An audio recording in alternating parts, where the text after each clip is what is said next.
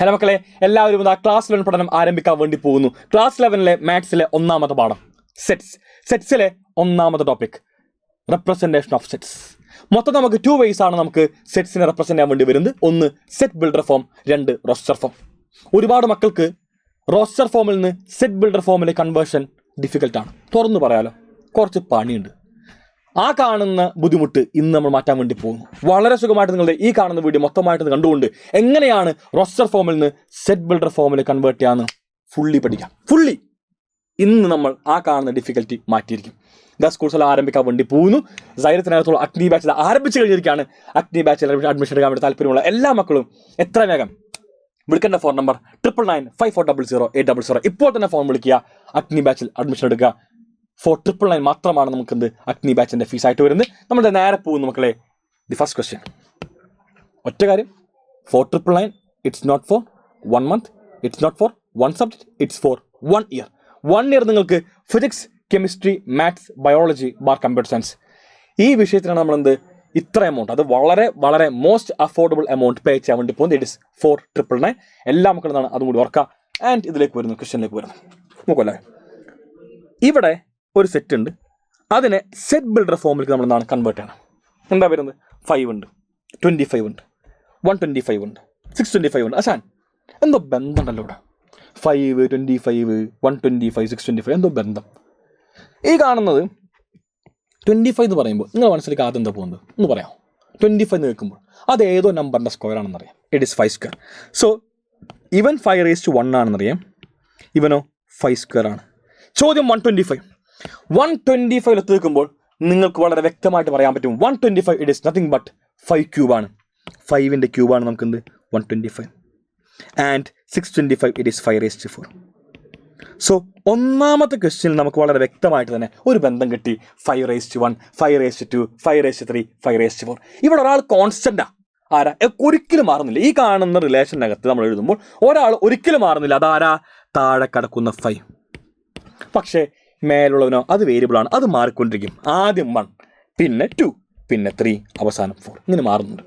അപ്പോൾ നിങ്ങളിത് എങ്ങനെ എഴുതും മക്കളെ? ആദ്യമായിട്ട് ഞാനിന്ന് റഫ് കോപ്പി എഴുതാം. ആദ്യം 5 എഴുതി. It won't change, always 5 will be constant. അങ്ങനെ നിൽക്കുന്നു. വേരിയബിൾ വരുന്നത് എവിടെയാ? പവറിലാണ് വേരിയബിൾ. കണ്ടോ, പവറിലാണ് വേരിയബിൾ. അത് മാറ്റി ഞാൻ എന്തെഴുതി? 5⁻n എന്ന് എഴുതി. സോ ഇതാണ് നമുക്ക് വരുന്ന ആൻസറിൻ്റെ ഫസ്റ്റ് ഭാഗം. അപ്പോൾ എങ്ങനെ എഴുതാൻ നോക്കാം കേട്ടോ. It is same as set of all X such that X equal to 5⁻n. 5⁻n ഫോർമാറ്റിൽ വരുന്ന ആൾക്കാരാണ്. ഒരുപാട് പേർ ഇവിടെ വെച്ച് അവസാനിപ്പിക്കും 5⁻n എഴുതിക്കൊണ്ട്. മക്കളെ പോരാ. എന്ത് കാര്യം എന്നറിയോ? ഇപ്പോൾ എന്നെ എവിടെ മുതൽ എവിടം വരെയാണെന്ന് ആർക്കും ഒന്നും അറിയില്ല. എൻ ക്യാൻ ബി ഇപ്പോൾ 1, 2, 3, 4, 5, 6, 7, 8 അങ്ങനെ എന്തോന്നില്ലാവാം. പക്ഷേ ഇവിടെ നമുക്ക് എന്താണ്? എൻ്റെ വാല്യൂ മാക്സിമം 4 വരെ പറ്റുള്ളൂ. അപ്പോൾ എന്തെഴുതി? n less than or equal to 4 എന്ന് എഴുതി. ഇങ്ങനെ എഴുതുമ്പോൾ എന്താണ്? ഓക്കെ, ആൻസറായി. എൻ്റെ വാല്യൂ 4-നേക്കാളും താഴെ. അശാൻ 3.5 എടുത്തേ n പറ്റോ? പറ്റില്ല. എന്നെന്താ 1ഉം 2ഉം 3ഉം 4ഉം മാത്രം പറ്റുള്ളൂ. അതായത് it should be a natural number. അതും കൂടി എല്ലാം നമുക്ക് നോട്ട് ചെയ്യണം. n belongs to n. ഇതാണ് മക്കളെ ഇവൻ്റെ ആൻസർ ആയിട്ട് വരുന്നത്. സിമിലർലി നിങ്ങൾക്കിത് വളരെ സുഖമായിട്ട് ഇവിടെ കാണാൻ വേണ്ടി സാധിക്കുന്നുണ്ട്. 149 എക്സെട്ര 100. 1, 4, 9.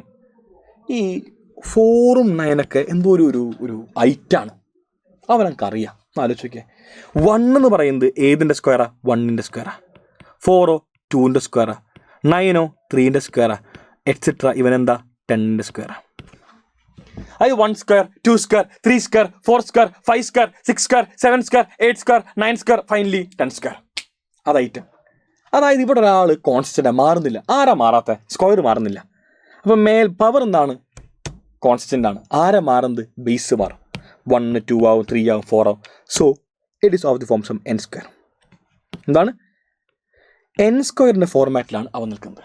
അപ്പം എന്ത് എഴുതും നമ്മൾ? Set of all X such that x equal to n square. And n-ൻ്റെ വാല്യൂ നമുക്കറിയാം മക്കളെ. മാക്സിമം എന്താണ്? 10 വരെ പാടുള്ളൂ. ഓക്കെ, 10 സ്ക്വയർ വിച്ച് മീൻസ് n-ൻ്റെ വാല്യൂ നമുക്കറിയാം 10 വരെ പാടുള്ളൂ. So n less than or equal to 10. And ഇവിടെ 3.5ഉം 4.5 പറ്റൂല. അതായത് it should be a natural number n belongs to n. ഇത്ര മാത്രമാണ് ഈ ഒരു ചോദ്യം വരുന്നത്. അവസാനിച്ച്. ഇഷ്ടപ്പെട്ടില്ലേ? ഹാപ്പി അല്ലേ?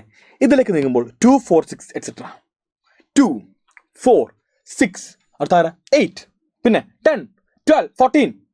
ബേസിക്കലി അവൻ എന്താ ഈവൺ നമ്പേഴ്സാണ്, അഥവാ 2ൻ്റെ മൾട്ടിപ്പിൾസാണ്. നമ്മൾ 2ൻ്റെ മൾട്ടിപ്പിൾസ് എങ്ങനെ എഴുതാം നമുക്കറിയോ? അറിയാത്തൊരു കേട്ടോ. ഒരു നമ്പർ ഉണ്ട്, നമുക്ക് എന്താണ് 2ൻ്റെ മൾട്ടിപ്പിളാക്കി റെപ്രസെൻറ്റ് ചെയ്യണമെങ്കിൽ അതെല്ലാ മക്കളും മനസ്സിലാക്കി വെക്കേണ്ട ഏറ്റവും ബേസിക് കാര്യമാണ് കേട്ടോ. 2ൻ്റെ മൾട്ടിപ്പിൾ ആണെങ്കിൽ നമ്മൾ അവൻ എന്ത് എഴുതും? 2n എന്ന് പറഞ്ഞ് എഴുതും. 2n which means it is multiple of 2. where n belongs to z എടുക്കാം, n belongs to n എടുക്കാം, കുഴപ്പമൊന്നുമില്ല കേട്ടോ. ഇനി 3n multiple of 3, 4n multiple of 4, 5n multiple of 5. അപ്പോൾ മൾട്ടിപ്പിൾ ഓഫ് 10 എന്തായിരിക്കും? 10n. കിട്ടിയ കണ്ണനല്ല 10n കേട്ടാ. 10 പറഞ്ഞപ്പോൾ പറയും 10. അതുപോലെ തന്നെ 10n ആണ് വരിക. It is multiple of 10. ഇതിലേക്ക് നിൽക്കുമ്പോൾ set of all X such that X equal to 2n. കാരണം എന്താ? ഇത് മൾട്ടിപ്പിൾ ഓഫ് 2 ആണെന്നറിയാം. And hope you all know ഇവിടെ എന്താണ് n 1 ആകുമ്പോൾ 2 കിട്ടും, n 2 ആകുമ്പോൾ 4 കിട്ടും, n 3 ആകുമ്പോൾ 6 കിട്ടും. It never ends, it goes on. It's an infinite set. എന്താണ്? ഒരിക്കലും അവസാനമില്ലാത്ത, വി കാൺ കൗണ്ട് ഇറ്റ്, പോയിക്കൊണ്ടിരിക്കും. സോ n 1 ആവുന്നു, n 2 ആവുന്നു, n ബിലോങ്സ് ടു n കൊടുത്തു. എൻഡ് ഉണ്ടാകുമ്പോൾ, ഒരു ലിമിറ്റ് ഉണ്ടാകുമ്പോൾ മാത്രമാണ് നമ്മൾ എന്ത് ഇത്തരത്തിൽ കൊടുക്കാറ്. ഇവിടെ എന്താ ഒരു ലിമിറ്റ് ഒന്നുമില്ല, അങ്ങനെ പോയിക്കൊണ്ടിരിക്കുക ചങ്ങായി. ഇതേ അവസാനിച്ചു n ബിലോങ്സ് ടു n. ഇപ്പോൾ നിങ്ങൾക്ക് എന്താണ്? Collection of all even numbers, even positive numbers ലഭിക്കുന്നതായിരിക്കും. ഇനി ഇവിടെ നെഗറ്റീവും കൂടി ഉണ്ടായിരുന്നെങ്കിൽ നമ്മൾ എന്ത് ചെയ്താൽ n ബിലോങ്സ് ടു z എന്ന് പറഞ്ഞെടുത്തേനെ കേട്ടോ. വളരെ ഒരു സിമ്പിൾ ലോജിക്കാണ് വരുന്നത്. ബിക്കോസ് നെഗറ്റീവ് ഈവൺ നമ്പേഴ്സ് ലഭിക്കണം നമ്മൾ എന്ത് ചെയ്യുന്നു? നമ്മൾ z ഇവിടെ ഉപയോഗിക്കുന്നു. കഴിഞ്ഞു. സോ ഗൈസ്, ഇത്ര മാത്രമാണ് ഈ സെറ്റ് ബിൽഡർ ഫോമിൽ നിന്ന് പഠിക്കേണ്ടത്. NCERT ബുക്കിനകത്തുള്ള എല്ലാ ചോദ്യം നമ്മൾ ഡിസ്കസ് ചെയ്ത് കഴിഞ്ഞു. മറ്റു ക്വസ്റ്റ്യൻസ് നമ്മൾ എന്തായത് നമ്മൾ നേരത്തെ തന്നെ ആപ്പിനകത്തും വർക്കൗട്ട് എന്തായിരുന്നു നിങ്ങൾക്ക് എല്ലാവർക്കും തന്നെ അറിയാവുന്നതാണെന്ന് പറഞ്ഞുകൊണ്ട് വൈൻഡ് അപ്പ് ചെയ്യുന്നു. So guys, bye, thank you and signing off Afnas EK from silent learning. നമ്മൾ ഇതുപോലത്തെ ഷോർട്ട് വീഡിയോസുമായിട്ട് വീണ്ടും കണ്ടുമുട്ടും. Thank you all. Thank U.